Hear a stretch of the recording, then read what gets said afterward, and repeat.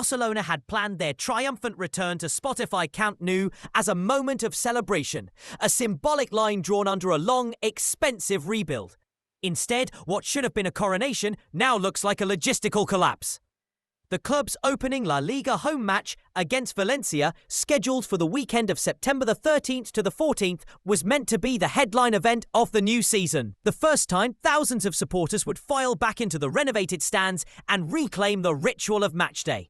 But a missing first occupancy licence has transformed that celebration into a race against time. And the question confronting the club is stark. Where will Barca actually play their first home game? Behind closed doors at Camp Nou, at Girona's Estadi Montilivi, as an away fixture at Valencia's Mestalla, or by uprooting and repurposing a major Montjuic concert. None of those options is clean, and each carries its own damage. To understand why this is such a big deal, you need to see the licence not as a bureaucratic stamp, but as the final green light that allows a stadium to function at full capacity. The safety checks, certified systems, and authorised staff lists that must be signed off before tens of thousands of people can be admitted. Without it, even if the turf, seats, and screens are ready, the law and the governing bodies won't allow a full-scale public return. La Liga has indicated it would not necessarily oppose a behind-closed-doors fixture if the necessary operational personnel could be authorised. Still, playing in an empty Camp Nou is a bitter compromise the club appears unwilling to accept. For Barcelona, the optics of an empty bowl for a homecoming match, the sight of an iconic facade with no supporters inside, would likely feel like defeat, not an opening. That unwillingness explains why alternative venues are under urgent discussion. Girona's Montilivi is the closest practical option, smaller, familiar to many Catalan fans, and logistically reachable, but it sacrifices the grandeur and revenue of a Camp Nou fixture, and forces complicated reallocation of tickets and hospitality. Moving the game to Mestalla, effectively converting the fixture into an away match. Avoids a neutral site, but hands Valencia an unexpected home advantage and risks angry fans from both clubs.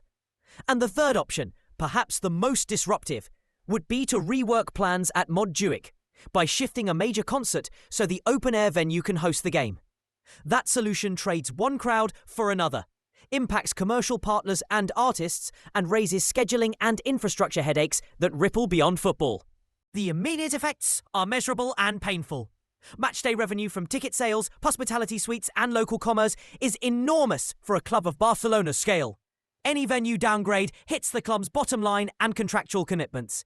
Fans who plan trips, hotel stays, and time off work now face uncertainty or cancellation, creating frustration and the potential for reputational harm. Sponsors and broadcasters want clarity. They count on the imagery of a packed Camp Nou for global audiences. Players and staff, already managing pre-season training and tactical preparation, must now adapt to a shifting calendar and unfamiliar atmospheres. In short, what begins as a building compliance issue becomes an organisational crisis that touches finances, logistics, morale, and public perception. There is also a broader angle. This moment tests the relationship between civic authorities, regulatory bodies, and one of the world's most visible sports brands. Who controls the timeline? Who accepts liability for any further delays? How will the club balance legal safety obligations with fan pressure and commercial imperatives? The answers will set a precedent not only for Barcelona, but for other clubs facing major infrastructure projects. If the club pushes too hard and accepts compromises like an empty stadium, it risks alienating supporters. If it delays until every checklist item is perfect, the opening match may be played far from home and with significant collateral cost. For fans watching tonight, the next few days will be decisive. Keep an eye on official communications about the licensing timetable and any formal agreements with alternative venues. Ticketing notices from the club, statements from La Liga, and scheduling confirmations will all reveal which path the club chooses: pride and patience, or compromise and relocation. Whatever the decision, this is not a small administrative hiccup. It is the kind of logistical and symbolic test that will shape the tone of Barca's season before a single whistle blows. The people who will feel the consequences most are the fans who expected to be there, the local businesses that depend on matchday trade, and the club itself. Because when a stadium built to roar is quiet, it's impossible to hide how much was at stake.